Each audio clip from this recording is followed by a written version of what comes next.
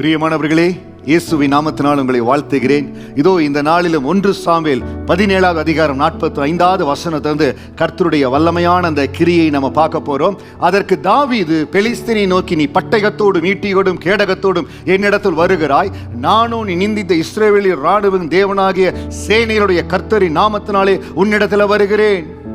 இன்றைக்கு ஒரு காரியத்தை எதிர்கொள்ளுகிறோம், ஒரு சவாலை எதிர்கொள்ளுகிறோம். நமக்கு எதிராய் சில போராட்டமான சூழ்நிலைகள் வருகிறது. அப்ப நம்ம என்ன செய்கிறோம்?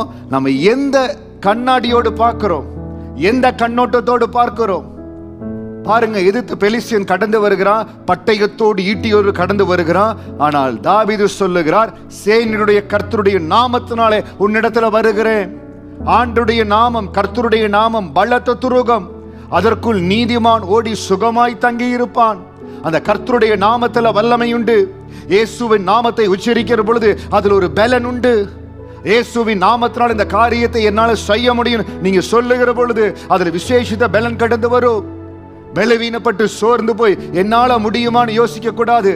அருமையான மகனே, மகளே, இந்த வேளையில சோர்வின் மத்தியில, கவலையின் மத்தியில, கைவிடப்பட்ட சூழ்நிலை, என்னால நடக்குமா? திருமணம் படிக்க முடியுமா? திருமய வாழ்க்கை கட்டப்பட முடியுமா?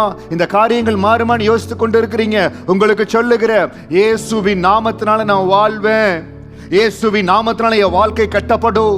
இயேசுவின் நாமத்தினால திரும்ப நான் நாட்டப்படுவேன்.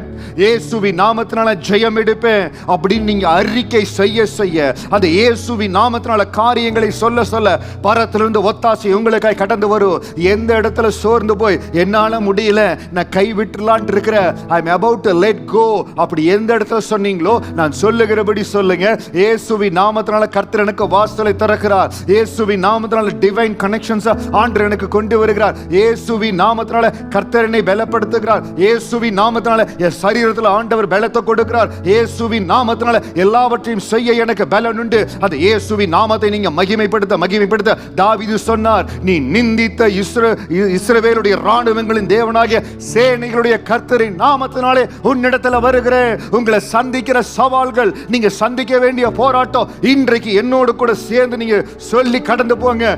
இயேசுவின் நாமத்தினால இன்றைக்கு கடந்து போற ஆபீஸ்ல நடக்க வேண்டிய காரியங்கள், ஸ்கூல்ல நடக்க வேண்டிய காரியங்கள், ஸ்போர்ட்ஸ் நடக்க வேண்டிய காரியங்கள், ஊழியத்துல கர்த்தர் எனக்கு கொடுக்க வேண்டிய வெற்றி, இயேசுவின் நாமத்தினால கடந்து போற அப்பா எங்களை ஆசீர்வதிப்பார். எங்க குடும்பம் இயேசுவின் நாமத்தினால ஆசீர்வதிக்கப்படும். இந்த பட்டணத்துல எங்கள் சபை இயேசுவின் நாமத்தினால ஆசீர்வதிக்கப்படும். என்னோடு கூட இது திரும்ப திரும்ப சொல்லி பாருங்க, அறிக்கை செய்து பாருங்க.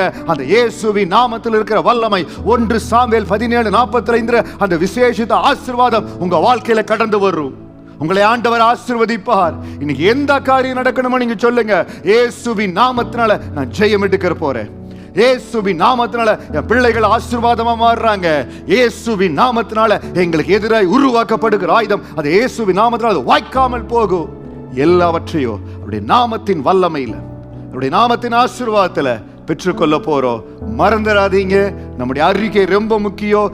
எது உங்களை பயம்படுத்துகிறதோ, எது உங்களை கலக்கத்தை கொடுக்கிறதோ இப்ப சொல்லுங்க, இயேசுவின் நாமத்தினால அந்த பயம் விலகுவதாக, இயேசுவின் நாமத்தினால அந்த தோல்வி மனப்பான்மை விலகுவதாக, இயேசுவின் நாமத்தினால ஜெயம் எடுக்கிற, இயேசுவின் நாமத்தினால ஜெயமா இருக்கிற, இயேசுவின் நாமத்தினால கர்த்தரனை பலப்படுத்தி கொண்டு இருக்கிறார். நீங்கள் திரும்ப திரும்ப அறிக்கை செய்ய பரத்திலிருந்து உங்களுக்காக விசேஷித்த கிருபை கடந்து வரும். என் ஆண்டவர் உங்களை ஆசீர்வதிப்பார். இயேசுவின் நாமத்தின் வல்லமை உங்கள் வாழ்க்கையில பெருகுவதாக, உங்க குடும்பத்தில் பெருகுவதாக, உங்க சபையில பெருகுவதாக. தேவன் உங்களை ஆசீர்வதிப்பாராக. God bless you.